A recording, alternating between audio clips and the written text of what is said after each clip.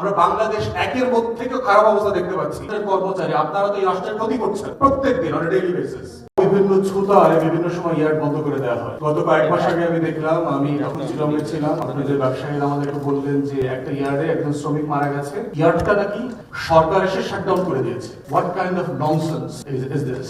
আমি ইংল্যান্ডে আইনের ছাত্র ছিলাম, আমি মেডিকেল নেগলিজেন্স পড়েছি। হাজার হাজার শ্রমিক মারা যায় বিভিন্ন ইন্ডাস্ট্রিতে, কোনোদিন শুনি নাই যে ওই ইন্ডাস্ট্রিটা গিয়ে সরকার শাটডাউন করে দিয়েছে। সরকারের রেসপন্সিবিলিটি হচ্ছে to look into it, investigate করেন এখানে কি হয়েছে, এখানে কমপ্লায়েন্সের ঘাটতি ছিল কিনা, এখানে পরিবেশ বান্ধবের ঘাটতি হওয়ার জায়গাটা ঘাটতি ছিল কিনা, শ্রম বান্ধব হওয়ার জায়গাটাতে ঘাটতি ছিল কিনা। আপনি কি ইন্ডাস্ট্রি বন্ধ করে দিলেন? এবং ওই একই ইয়ার্ডে একটা শিপ নিয়ে আসছেন, তারা প্রায় 400 কোটি টাকা তারা ইনভেস্ট করেছেন এখানে। ওই শিপটা তারা এখন ভাঙতে পারছেন না, এবং যে ব্যাংকের ঋণ আছে তারা বলছে অলমোস্ট এভরিডে লাখ টাকার উপরে নাকি শুধু সুদ দিতে হয়। মানে এই লেভেলের বাস্তবতা।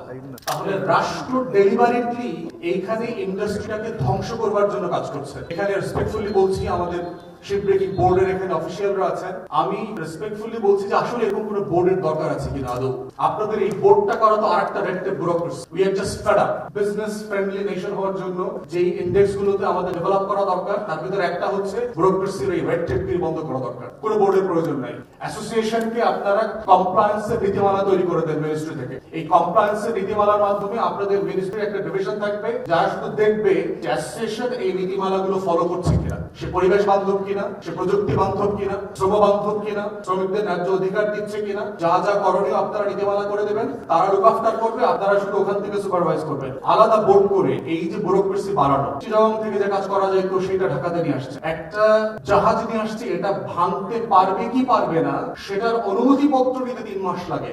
তাহলে আপনারা ট্যাক্স পেয়ারদের কর্মচারী, যারা প্রজাতন্ত্রের কর্মচারী, আপনারা তো এই রাষ্ট্রের ক্ষতি করছেন প্রত্যেকদিন অন ডেইলি বেসিস, যেটা আপনাদেরকে অধিকার আপনাদেরকে দেওয়া হয়নি। যেই ইন্ডাস্ট্রি এক্সপোর্ট ওরিয়েন্টেড, যে ইন্ডাস্ট্রি আপনাকে রেভিনিউ দেয়, যে ইন্ডাস্ট্রি আপনাকে ট্যাক্স দিচ্ছে, যে ইন্ডাস্ট্রি আপনার হাজার হাজার শ্রমিকের বেতনের ইনসিওরমেন্ট করছে, এমপ্লয়মেন্ট ক্রিয়েট করছে, তাকে আপনি বাঁচানোর বদলে প্রত্যেকদিন মৃত্যুর মুখে ঠেলে দিচ্ছেন। এইটা তো একটা রাষ্ট্রের প্রজাতন্ত্রের চরিত্র হতে পারে না। আমরা এগুলোর পরিবর্তন দেখতে চাই। ইতিমধ্যে এইটার যে ছবি তুলে আমি পরিবেশ উপদেষ্টা এবং শিল্প উপদেষ্টা দুজনকে পাঠিয়ে, এবং আমি এখন যা যা বলছি ইতিমধ্যে ওনাদেরকে আমি টেক্সট করে সেটা জানিয়েছি। বাস্তবতা হচ্ছে 24-এর গণ অভ্যুত্থান পরবর্তী আমরা যারা বাংলাদেশ 2-কে দেখতে চাচ্ছি, সেই বাংলাদেশ 2 দেখার চরিত্র আমলাতন্ত্রের মধ্যে আমরা দেখতে পাচ্ছি না, গভর্নেন্সে দেখতে পাচ্ছি না। আমরা বাংলাদেশ একের মধ্যে খারাপ অবস্থা দেখতে পাচ্ছি আমাদের মধ্যে। তাই রেসপেক্টফুলি বলছি যে আপনারা আপনাদের বসদের কাছে গিয়ে সিরিয়াস কনসার্ন গুলো বলবেন, এবং আপনাদের দুজনের বক্তব্যে আমি খুবই হতাশ। এখানে যে প্রেজেন্টেশন আসছে তার অলমোস্ট কোনো কিছু আপনারা অ্যাড্রেস করেন নাই, যে রাষ্ট্র